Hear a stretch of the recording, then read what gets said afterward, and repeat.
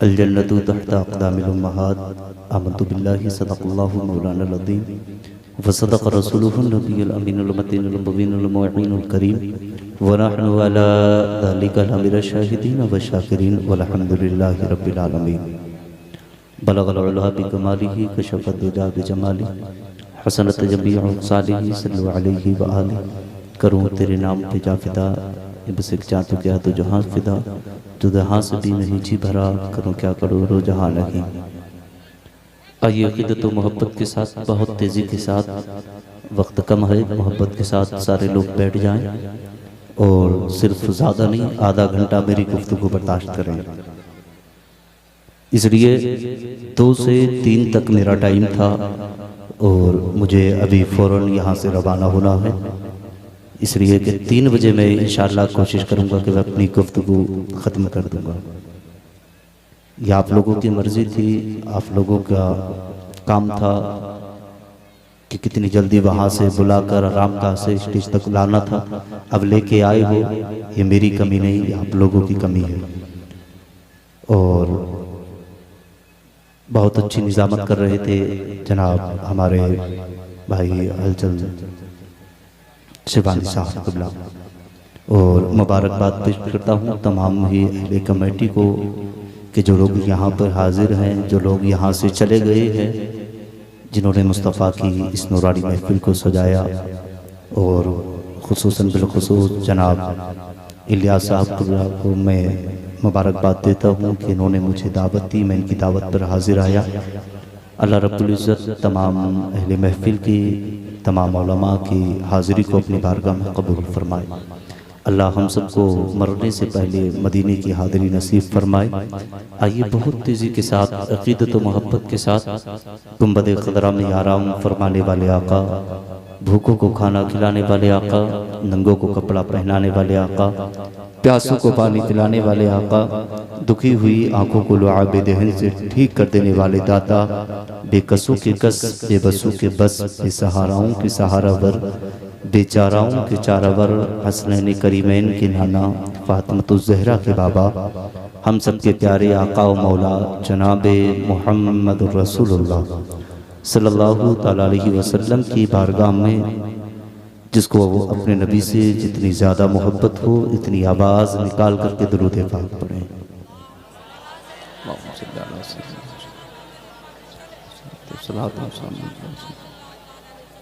Channel वालों को कौन सा माफ़ है वो भी पढ़ें, मोबाइल चाहे ठप हो जाए मुझे परवाह नहीं, मगर मुस्तफ़ा के पर कोई भी अगर मुस्तफ़ा का दीवाना दुरूद ना पढ़े तो मुझे तकलीफ़ होगी। इसलिए वो सिर्फ मेरे नबी नहीं, वो मुझे नहीं बख्शवाएंगे, बल्कि जो नबी मेरे हैं वो नबी तेरे भी हैं। जो नबी मेरी मग़फ़िरत करवाएंगे, मुझे जन्नत का परवाना देंगे, वो नबी तुम्हें भी तो देंगे।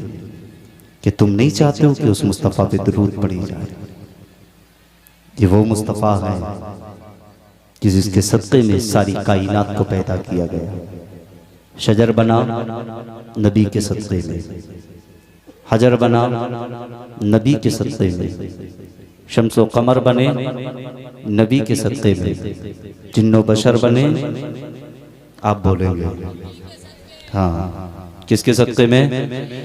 उम्मत बनी, हम बने, तुम बने, हाँ सब कुछ नबी के सदक़े में बने। इसलिए अल्लाह अपने महबूब को अगर पैदा ना फरमाता तो फिर इस उम्मत को पैदा ना फरमाता। महबूब के सदक़े में सारी उम्मत को रब ने पैदा फरमाया। उस नबी की शान तो ये है कि जिसकी शान का आलम तो ये है, आला हजरत फरमाते हैं कि सबसे आला व औला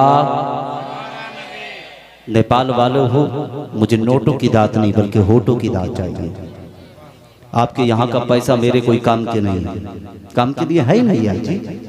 पीछे आया इतना नजर इनाम आया कि वो शायद कि फिर आधे में चला, तो उसे अपने पास रखे, मगर सिर्फ अगर दिल से मुस्तफ़ा जाने रहमत की मोहब्बत में लबों से दात दे के बोले सबसे आला व औला, इधर वाले भी बोले सबसे आला व औला, अपने मौला का प्यारा, दोनों आलम का दूल्हा। क्या खबर कितने तारे खिले छुप गए, पर न डूबे न डूबा। ये इतनी शान वाला नबी है, तो फिर क्या कि वो मेरा नबी और तेरा नबी नहीं? दुनिया की मोहब्बत दुनिया में रह जाएगी, मगर याद रखना मदीने वाले की मोहब्बत दुनिया में भी काम आती है, बाद मरने के कब्र में भी काम आती है। ये आज उसी मुस्तफा की महफिल को सजाया है। वो ना आते तो अल्लाह इस कायनात को पैदा ना फरमाता।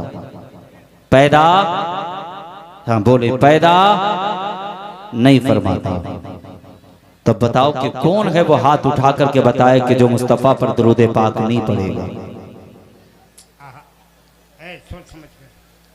कुछ लोग हैं, कोई बात नहीं, ज़हनी एक्सीडेंट है, पढ़े दरूद पाक। अल्लाहुम्मा सल्ली अला सय्यिदिना व शफीइना व नबीना व करीमिना व तबीबिना व कुलूबिना व मौलाना मुहम्मद व बारिक व सल्लिम सल्लु अलैहि सलातम व सलाम अलैका या रसूलल्लाह। जब नाम मोहम्मद आया करे तो अंगूठों को चूम के लबों से आंखों से लगा लिया करे। अल्लाह ने जब हज़रत आदम के पुश्त में मेरे नबी के नूर को रखा, समाप्त करें, बोले सुभान अल्लाह। नूर को मुंतकिल फरमाया। जब नूर आपकी पुश्त में आया ना, तो अल्लाह ने फरिश्तों को हुक्म दिया, सारे फरिश्ते हजरत आदम की पुश्त के पीछे तशरीफ लेकर खड़े हो गए, नियत बांधी खड़े हो गए। हजरत आदम ने रब की बारगाह में फरियाद की, मौला फरिश्ते मेरे पीछे हाथ बांध के क्यों खड़े हैं? तो रब ने इरशाद फरमाया, आदम ये तेरी ताजीम के लिए नहीं, बल्कि मेरे महबूब की नूर की ताजीम के लिए खड़े। कहा पीछे क्यों रखा? फिर अल्लाह ने अपने महबूब के नूर को आदम की पेशानी में रख दिया। सुभान अल्लाह, पेशानी में रखा। फरिश्ते आगे तशरीफ ले आए, आकर ताज़ीम के लिए खड़े हो गए। कहा महबूब, मौला अब क्या? कहा अब मैंने महबूब के नूर को आदम तेरी पेशानी में रख दिया। सुभान अल्लाह। कहा मैं महबूब के नूर को देखना चाहता हूं। अल्लाह ने अपने महबूब के नूर को हजरत आदम के अंगूठों के अंदर पहुंचा दिया। सुभान अल्लाह। और जब नूर आया ना, तो जैसे ही हजरत आदम की नजर पड़ी, अंगूठों को चूम के आंखों से लगा लिया। तो आज हम उसी आदम अलैहिस्सलाम की सुन्नत को अदा करते हैं, और जो नामे मोहम्मद सुन के अंगूठों को चूम के आंखों से लगा ले, अल्लाह उसकी आंखों की रोशनी को महफूज रखता है। ठीक है ना? एक मर्तबा नामे मोहम्मद जब मैं कहूँ ना, तो फिर यार आंखों से जरा अंगूठों को अपनी आंखों से लगा लो। ला इलाहा इल्लल्लाह मुहम्मदुर रसूलुल्लाह सल्लल्लाहु तआला अलैहि वसल्लम। आज की ये नूरानी महफिल बड़ी कामयाब है, बड़ी अच्छी है, और ख़ासतौर से मैं इस्लाम की शहजादियों से कहूँगा कि जिनके सरों पर रुपट्टे नहीं हैं, वो ख़ासतौर से अपने सरों पर रुपट्टे रख लें। इस्लाम की शहजादियाँ ख़ास तौर से ये अपने सरों पर रुपट्टे रखें, इसलिए कि जब मेरे मुस्तफ़ा दुनिया में तशरीफ़ नहीं लाए थे, ज़माने का माहौल अजीब था।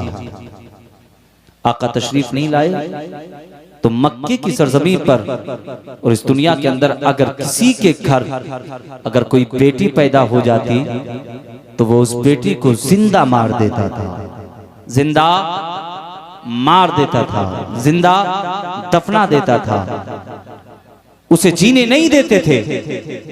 ये कसम खुदा की, मक्के की सरजमीन पे आमना का लाल जलवागर क्या हुआ, अल्लाह ने महबूब के सदक़े में सारी कायनात को जीने का हक अता फरमा दिया। अगर महबूब को अगर रब दुनिया में पैदा ना फरमाता तो फिर जो बेटियां जिंदी दफनाई जा रही थी, जिन बेटियों को जिंदा मारा जा रहा था, फिर बताओ कि वो बेटियां दुनिया में जिंदा होती? 2 तोले की जुबान हिलाई, गर्दन ना हिलाए, जिंदा होती नहीं होती। ये मेरे नबी का करम, अल्लाह ने महबूब के सदक़े में सारी कायनात को जीने का हक अता फरमा दिया। आका जब दुनिया में तशरीफ नहीं लाए थे, जमाने का नक्शा बिगड़ा हुआ था, जमाने का माहौल बदला हुआ था। बात तो जब थी कि आओ, जब आमना के लाल की आमद हुई, मक्की की सरजमी पे आका तशरीफ लाए, मुस्तफ़ा तशरीफ लाए। एक दिन क्या हुआ, मक्की की गलियां हैं, वो नूरानी गलियां, और उन्हीं गलियों से एक हसीन, एक नौजवान, खूबसूरत एक इंसान गुजर के गया। मुस्तफ़ा की नजर पड़ी, आका ने देखा तो एक खूबसूरत हसीन नौजवान रास्ते से गुजर के गया। मुस्तफ़ा की नजर पड़ी, आका ने देखा ना, फिर मेरे मुस्तफ़ा ने उस जाने वाले को आवाज दी, कदम ठहरे, मुस्तफ़ा के करीब आया। आका फरमाते हैं, वो जाने वाले जरा इतना तो बता, तेरा नाम क्या है? जाने वाले ने कहा, मुझे ताहिया कल्बी कहा जाता। इतना सुना ना, ताहिया कल्बी कहा जाता। नाम सुना, नाम सुनकर कहने लगे कि अल्लाह ने तुझे बड़ा हसीन बनाया है, बड़ा खूबसूरत बनाया है। उसके हुस्न का आलम तो ये था, अगर जो देख लेता वो देखता रह जाता। और यार एक बात तो ये बता दो, अल्लाह ने महबूब के सदक़े में सारी कायनात को जिंदगी अता फरमाई। ये महबूब का सदका है, किसी को हुस्न देकर के अल्लाह ने दुनिया में भेजा। और यार शान तो ये है, कसम खुदा की कह तो दिया जाए, इतना हसीन अल्लाह ने उस शख्स को बनाया जो देखता वो देखता रह जाए। इतना कहना मेरे मुस्तफ़ा फरमाते हैं, ओ जाने वाले तुझे अल्लाह ने बड़ा हसीन बनाया है, बड़ा खूबसूरत बनाया है, तो कलमा क्यों नहीं पढ़ लेता? इतना कहना था। उसने सुना, सुनने के बाद कदम उठाए हैं, घर की तरफ वापस आया। आमना का लाल गया है अपने बिस्तर पर, जाने के बाद मुस्तफ़ा लेटे हैं। लेटने के बाद मेरे मुस्तफ़ा उठ के बैठे हैं। उठ के बैठने के बाद फिर रब की तरफ अपने हाथ को उठाया, उठाकर के रब की बारगाह में फरियाद करने लगे, ए मौला तूने ताहिया कल्बी को बड़ा खूबसूरत बनाया है, बड़ा हसीन बनाया है। ए मौला तू उसे कलमे की तौफीक अता फरमा दे। अगर वो तू जहन्नम में जलेगा, अगर तुमने कलमा ना पढ़ा वो जहन्नम में जलेगा। ए मौला वो मेरा उम्मती है। इतना कहना था, सुबह का सवेरा हुआ था, ताहिया कल्बी बिस्तर से उठे हैं और उठने के बाद फिर पहुंचे हैं उसी दरवाजे पे जिस दरवाजे पर आमना का लाल आराम फरमा रहा है। ताहिया कल्बी पहुंचे हैं, जाकर दस्तक दी है, आवाज आई है, कौन है? कहा ताहिया कल्बी आया है। इतना कहना था, दरवाजा खुला है। ताहिया कल्बी मुस्तफ़ा के करीब पहुंचे हैं। मुस्तफ़ा के करीब पहुंचे, आका ने अपने नूरानी चादर उतारी है। उतारने के बाद ताहिया कल्बी के लिए उस चादर को जमीन पे रख दिया। कहा ताहिया ले चादर पे बैठ जा। इतना कहना था, ताहिया कल्बी ने चादर उठाई है। उठाने के बाद में सीने से लगाया है। सीने से लगाने के बाद सरकार की बारगाह में अर्ज करते गए, या रसूल अल्लाह देर ना कीजिए। आका फरमाते हैं, ताहिया कल्बी कैसे आना हुआ? कहा सरकार अब देर ना कीजिए, जल्दी से इस्लाम में दाखिल कर लीजिए, अपना कलमा पढ़ाइए। आका ने कलमा पढ़ाया है। कलमा पढ़ाने के बाद में ताहिया कल्बी की आंख में आंसू आए। मुस्तफ़ा फरमाते हैं, और ताहिया कल्बी इस चादर को जमीन पे बिछा और आकर के बैठ जा। ताहिया कल्बी कहते हैं, या रसूल अल्लाह इस चादर की जगह ताहिया के कदमों में नहीं है, बल्कि या रसूल अल्लाह इस चादर की जगह तो ताहिया के सीने में है। इतना कहा, चादर रखी है सर पे, रखने के बाद में ताहिया कल्बी को कलमा पढ़ाया। इधर अभी कलमा पढ़ाया है, इतने में जिब्रील अमी सिदरतुल मुंतहा तशरीफ लाए हैं। ताहिया कल्बी की आंख में आंसू है, वो उधर रो रहे हैं, इधर जिब्रील अमी तशरीफ लाए हैं। आकर के कहने लगे, आका फरमाते हैं, और जिब्राइल कैसे आना हुआ? कहा या रसूल अल्लाह ताहिया कल्बी का पैगाम लेकर के रब की तरफ से आया हो। कहा क्या पैगाम लाए हो? कहा मेरे महबूब से कहना, या मेरे महबूब से कहना और जिब्राइल जाके बता दे ताहिया कल्बी गम ना करे। कहा इसने कलमा ना पढ़ा था, जिंदगी भर के गुनाह उससे पहले रब ने माफ कर दिए गए।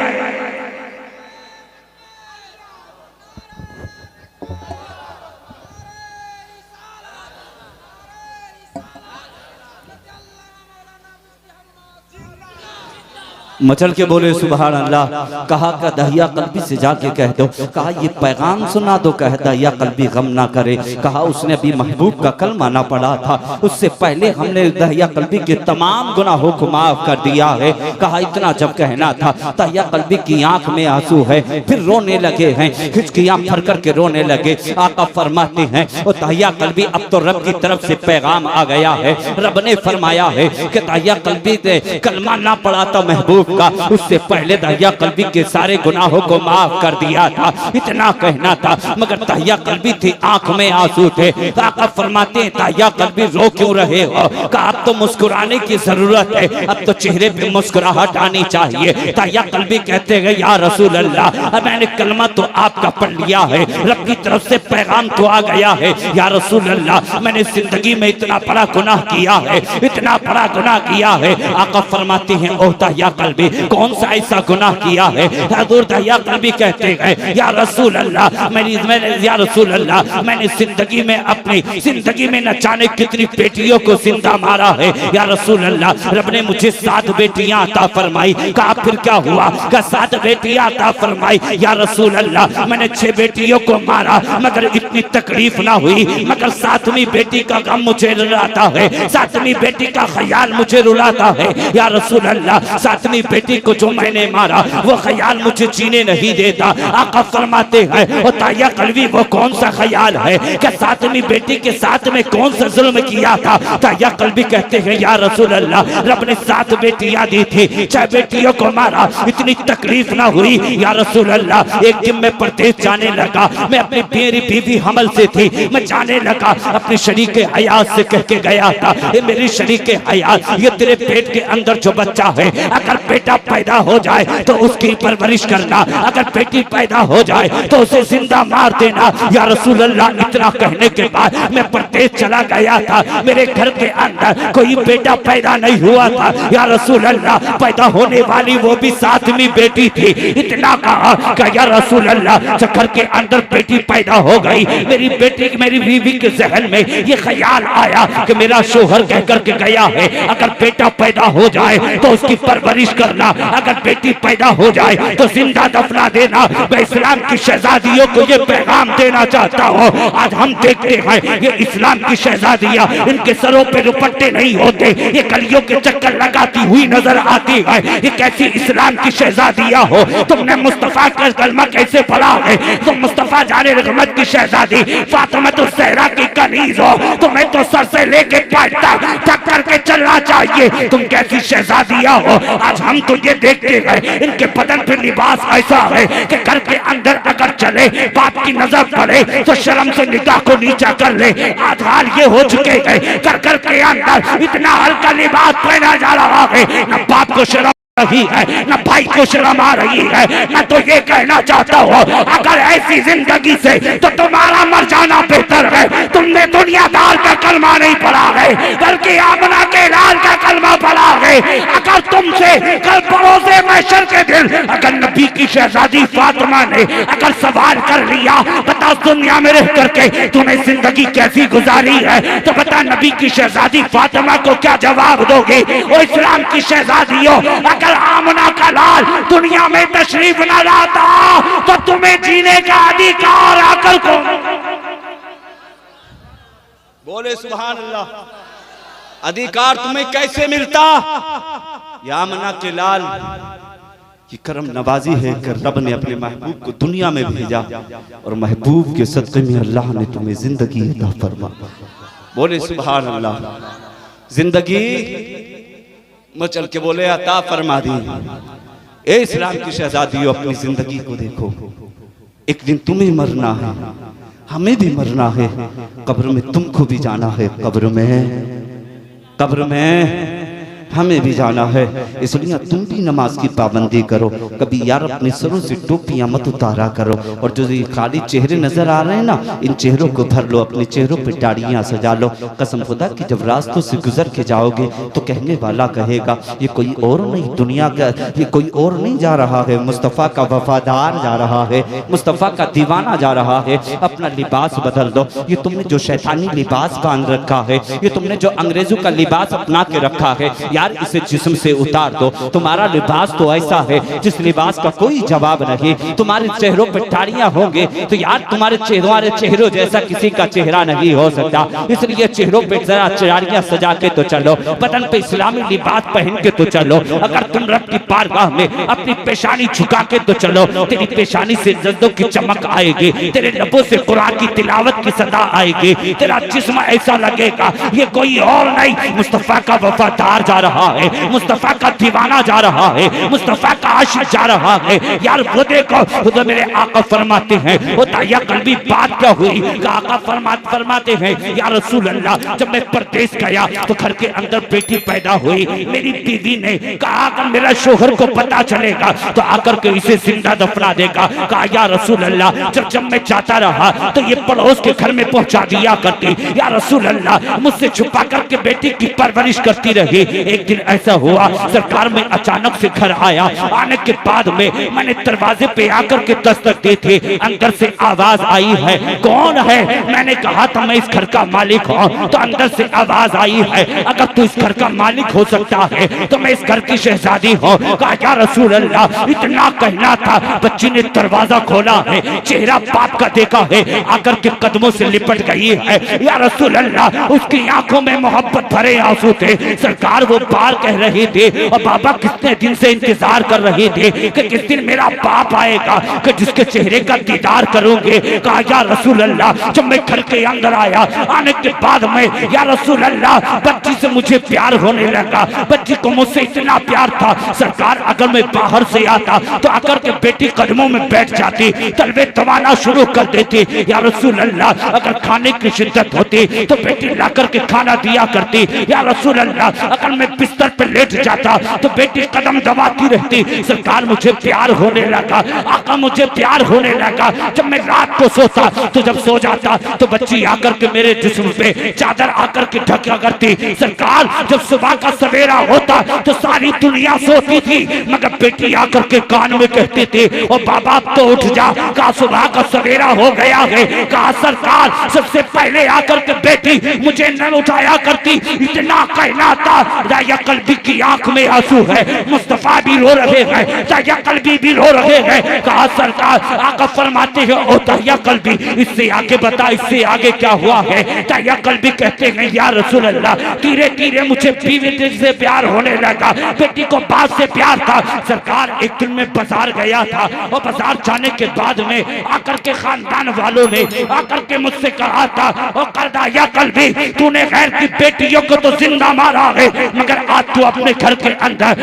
बेटी की परवरिश कर रहा है। कहा या रसूल अल्लाह, इतना कहना था, मगर उस गम ने मुझे सोने ना दिया, उस गम ने मुझे चैन से जीने ना दिया। सरकार अब मैं इंतजार करने लगा, वो कौन सी घड़ी आएगी कि जिस वक्त मैं बेटी को जिंदा मारूंगा। इतना कहना था। कहा सरकार एक दिन ऐसा आया कि बच्ची ने आकर के तलवों को दबाया, कदमों को दबाती रही। या रसूल अल्लाह, फिर कदम दबा करके वो बच्ची माँ के आंचल में गई है, जाकर के सो गई है। कहा सरकार जब सारी दुनिया सो रही थी, मैंने जाकर के माँ के जिस्म से चादर हटाई है, फिर हटाने के बाद में मैंने बच्ची की कलाई को पकड़ा है, बच्ची की आंख खुली है, चीख निकली है। कहा बाबा, इतना कहना था। सरकार मैंने उसकी मुंह को बंद किया है, बंद करने के बाद में आका मैंने रात की तारीकी के आलम में मैंने शहजादी को लेकर के चलना शुरू किया है। इतना कहना था। मुस्तफा की आंख में आंसू है, आका रोने लगे गए। मुस्तफा इतने रोए, जिब्रील अम्मी आए हैं,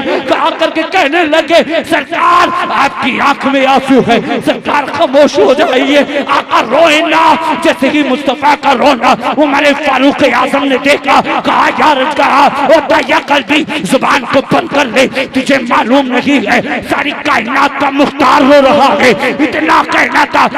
फरमाते हैं ओ उमर खामोश हो जा, ओ दाया कल्बी इससे आगे बता, इससे आगे क्या हुआ है? दाया कल्बी ने कहा या रसूल अल्लाह, मैंने शहजादी के हाथ को पकड़ा है, चलना शुरू किया है। आका चलता रहा, चलते चलते पैरों में छाले बन गए। सरकार वो छाला फूटा है, फूटने के बाद में तलवे से खून निकलना शुरू हुआ। सरकार जैसे कि कदमों से खून निकला, बच्ची ने कहा बाबा तेरे कदमों से खून निकलना शुरू हो गया, इतना तो बता दे तू कहाँ जा रहा है? कहा सरकार मैंने शहजादी से कहा वो शहजादी एक दोस्त की दावत पे जा रहे हैं, इतना कहना था तो बच्ची ने कहा था, ओ बाबा हमें ऐसी दावत कबूल नहीं कि बाप के कदमों से खून बहे और उस खून के बिना पर हमें खाने के लिए दावत।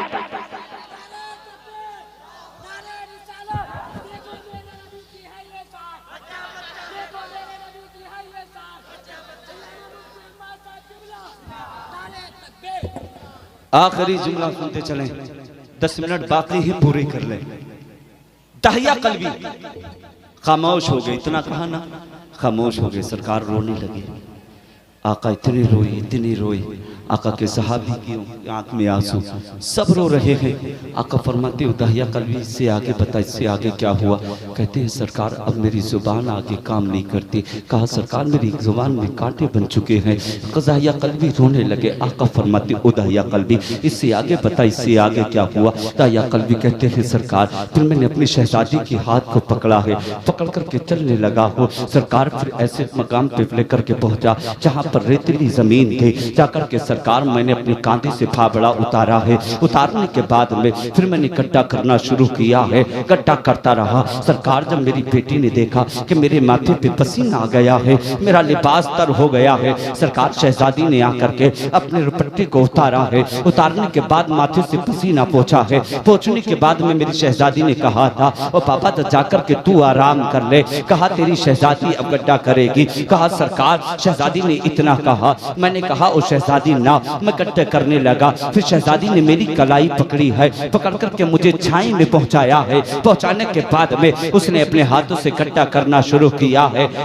बच्ची ने कहा था, बाप ने कहा था ओ शहजादी मेरा सर दर्द करने लगा। कहा मेरा सर दर्द करने लगा। इतना जब बच्ची ने कहा तो आकर के बच्ची ने मुझसे ये कहा था ओ बाबा जिनके माँ बाप को तकलीफ होती है, माँ बच्चियों से उन माँ बाप की तकलीफ नहीं देखी जाती। और बाबा तू आराम कर, तेरी शहजादी गड्ढा करेगी। कहा या रसूल अल्लाह। फिर मैंने सोचा कि वक्त ज्यादा हो जाएगा। कहा वक्त ज्यादा हो जाएगा। कहा सरकार फिर अपनी जगह से उठा हो और उठने के बाद मैंने जाकर के गड्ढा करना शुरू किया है। बच्ची भी साथ में गड्ढा कर रही है। कहा सरकार जब गड्ढा तैयार हो गया मैंने अपने पीछे से जाकर के अपनी शहजादी के बालों को पकड़ा है और पकड़ने के बाद उस गड्ढे के अंदर उतारा है। उतारने के बाद में मैंने उसके ऊपर रेत डालनी शुरू की है। इतना जो कहना था सरकार की आंख में आंसू है।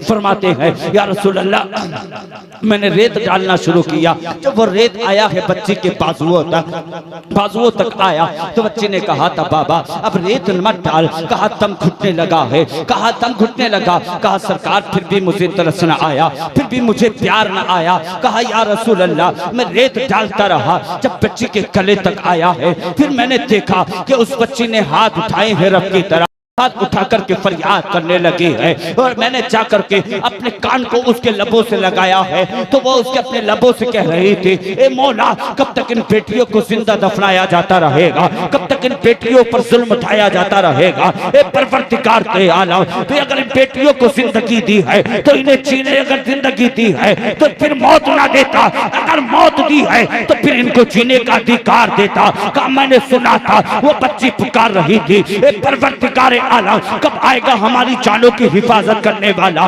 कब आएगा हमारी रहबरी करने वाला। तो अल्लाह ने 12 रबीउल अव्वल के दिन उसी सुबह सादिक के वक्त में आमना के आंगन में अब्दुल्लाह के शहजादे मोहम्मद रसूलुल्लाह को दुनिया में भेज दिया। और ये पैगाम जमाने को मिल गया कि कोई बाप अपनी बेटियों को जिंदा ना दफनाए। कहा इसलिए कि उनकी जानों की हिफाजत करने के लिए दुनिया के अंदर आमना का लाल मोहम्मद रसूलुल्लाह आ गया।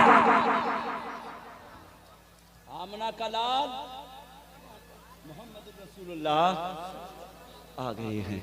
इसलिए मैं कहूंगा इस्लाम की शहजादियों, इसलिए कि तुम्हें उस महबूब के सदक़े में जब जिंदगी मिली है तो कम से कम उस महबूब की शहजादी का तरीका भी अपना। मुस्तफ़ा जाने रहमत की जिंदगी को अपनी जिंदगी बना लो। इसलिए अपना किरदार अच्छा कर लो, अपने अखलाक अच्छे कर लो। इतना कहा ना का सरकार मैंने सुना बच्ची हाथ उठा करके रब की बारगाह में कह रही थी मौला कब आएगा हमारी जान की हिफाजत करने वाला, कब आएगा हमारी जानों को बचाने वाला, कब आएगा हमें जिंदगी देने वाला। कहा जब इतना सुना ना फिर मुझे तरस भी आने लगा। फिर जहन में ख्याल आया कि फिर दुनियादार फिर यही कहेंगे तूने अपनी शहजादी को जिंदा छोड़ दिया। कहा सरकार, फिर मैंने पीछे गया, भारी पत्थर उठाया, उठाने के बाद मैंने बेटी के सर में मारा। इतनी जोर से वो पत्थर लगा कि उसके छींटे खून की मेरे कपड़ों पे आके लगी। सरकार, जब मैं बिस्तर पे सोता, इतना के जब बिस्तर पे लेटता तो बच्ची आकर के वो कहती उठ, उठता क्यों नहीं है? बड़े बाबा बता, इतना मुझे बता दे कि मेरी खता क्या थी, मैंने कौन सी ऐसी खता की थी जिसकी तूने मुझे सजा दी है? कहा सरकार, जब जब आंख लगती है बच्ची आकर के ये कहती है सरकार, फिर मुझे जिया नहीं जाता, आका मुझसे सोया नहीं जाता। कहा सरकार, उस बच्ची से माफ करा दीजिए। इतना कहना था। मुस्तफा की आंख में आंसू है, आका भी रो रहे हैं। बताओ यार, मेरे आका इस उम्मत के लिए कितने आंसू बहाते हैं। और यार फिर तुम उस मुस्तफा के कलमा पढ़ने वाले, उस मुस्तफा से मोहब्बत कैसा करते हो, उस मुस्तफा से प्यार कैसा करते हो? फिर तुमने मुस्तफा के तरीके को क्यों नहीं अपनाया? फिर मुस्तफा के किरदार को क्यों नहीं अपनाया? इन जलसे कराने से कोई फायदा नहीं। नमाजें तुम ना पढ़ो, रोजे तुम ना रखो। यार फिर अगर माँ बाप के बेअदबी तुम करो, माँ बाप को गालियां तुम बको, भाई का हक तुम मारो, गरीबों को तुम सताओ, बेवाओं को तुम रुलाओ, तो ऐसे जलसे कराने से फायदा क्या है? अगर जलसे कराया करो तो फिर मुस्तफा के तरीके को अपनाया करो। अगर जलसे कराया करो तो फिर भाई का हक दिया करो, गरीबों को सीने से लगाया करो, यतीमों को मत रुलाया करो। मुस्तफा के किरदार को अपना लो, नमाजी बन जाओ। मस्जिदों के अंदर से जैसे ही आवाज का अजान की आया करे, सारे काम छोड़ दिया करो। खाना खा रहे हो तो छोड़ देना, काम कर रहे हो छोड़ देना, इसलिए अजान हो जाए तो सारे काम छोड़ के अल्लाह के घर में चले जाया करो, नमाज पढ़ा करो, फिर उसके बाद दुनिया का काम किया करो। फिर देखना कि नमाज पढ़ के अगर जो तू काम करेगा, अल्लाह तेरी उम्र में भी बरकतें अता फरमाएगा, तेरे रिज़्क़ में भी बरकतें। बहुत अच्छे हजरत। ऐसे जलसे कराने से कोई फायदा नहीं। हाँ, क्या है जी, झरनाटे काट के चले गए। ले सुबह को यही कहते हुए मिलते, क्या कहा तकरीर में, क्या उन्होंने बात की, कहा समझ में नहीं आती, क्या कह के गए। ऐसी तकरीरों से फायदा क्या है? मत कराया करो। अगर वाकई सच्चे मुस्तफा के दीवाने हो तो फिर मुस्तफा की बातों पे अमल भी किया करो, मुस्तफा के तरीके को अपना लो, मुस्तफा के किरदार को अपना लो। जब मुस्तफा के किरदार को अपना लोगे फिर महफिलें सजाना, फिर उन महफिलों को सजाने में फिर देखते रह कितना मजा आएगा। इसलिए अपने किरदार को अच्छा कर लो, अपने अखलाक अच्छे कर लो। इस्लाम की शहजादियों से कहूंगा कि वो अगर घर से निकलें तो सर से लेकर पैर तक पर्दा होकर के निकलें, किसी गैर मुहर्रम की उनकी आंखों पर, उनके हाथों पर, उनके पैरों पर नजर ना पड़ सके। और ये सारी कमियां हैं किसकी? या बाप की हैं, या बाप के बाप की हैं, या फिर या बेटों की हैं, या शोहर की है। शोहर की कमी ये कि वो अपनी बीवी को बेपर्दा बना के घर से भेज रहा है। भाइयों की ये है कि भाई अपनी बहनों को अगर ला करके भारी लिबास देते और पाबंदी अगर बहनों पे करते तो आज उनकी बहनें घर से बापर्दा होकर के, बेपर्दा होकर घर से ना निकलती, बल्कि सर से लेकर पैर तक पर्दा होकर के निकलती। इसलिए मुस्तफा के किरदार को अच्छा करो, मुस्तफा के अखलाक, इसे अपने अखलाक बना लो। इसलिए किरदार अच्छा बना लो, अखलाक अच्छे बना लो। जब मुस्तफ़ा का किरदार को अपना लोगे तो फिर देखना तेरी जिंदगी भी अच्छी हो जाएगी, तेरी आखिरत भी अच्छी हो जाएगी।